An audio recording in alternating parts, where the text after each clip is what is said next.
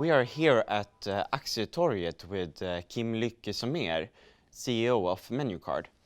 Could you please start by telling us about the company and what you do? Menucard is a restaurant program that solves the hassle that for many years has been facing both restaurants, companies and their guests, their users. So actually what we do is that we provide a technology, a solution that can structure the way that typically so far that restaurants and companies have been using to meet and get a discount on a restaurant, for instance. And that we can actually handle now through our app and a payment solution that we have there. And previously you targeted more consumers. Why have you changed to a business-to-business model?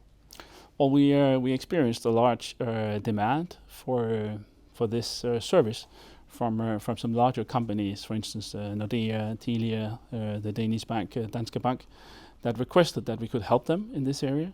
And we found out that they had a big issue here. And we seen very little competition here. It's very low. There's nobody that we found so far that can solve what we do.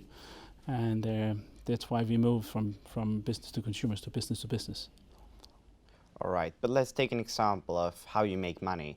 If I go out and eat with a client for 500 SEK using your app, what do you get and from where?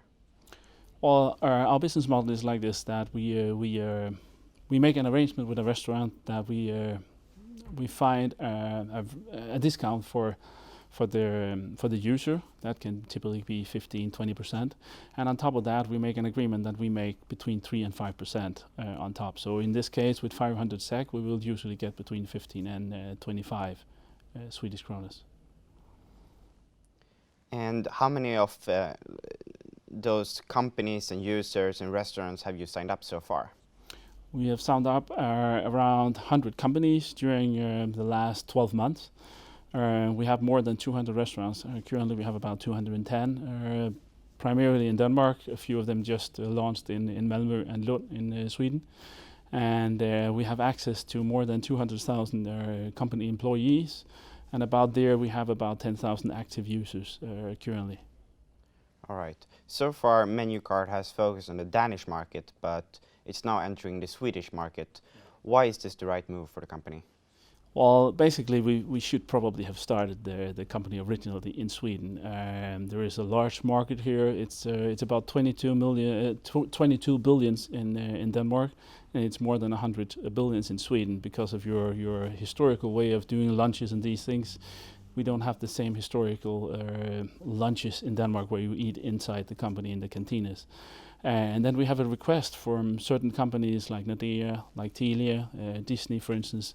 They've been requesting if we can come and help them also in other Nordic territories, and specifically in Stockholm and the Swedish market, but also in other territories in the Scandinavian market. Oslo and Helsinki is also requested, but Stockholm is like the biggest and the most requested in the Scandinavian territory and the Nordic territory. And if you open up in a new city, how long does it take for starting up all the operations? Well, it depends, but for a city the size of Stockholm, for instance, I would guess we would be up and running inside 3 to 6 months. But of course, London might be a different case. But basically, inside 3 to 6 months, we have been up and running, and then we expect that we can do a reasonable break even inside 2 to 3 years. And you're right now doing an IPO, taking in 15 million Swedish kronor. How will this money be used?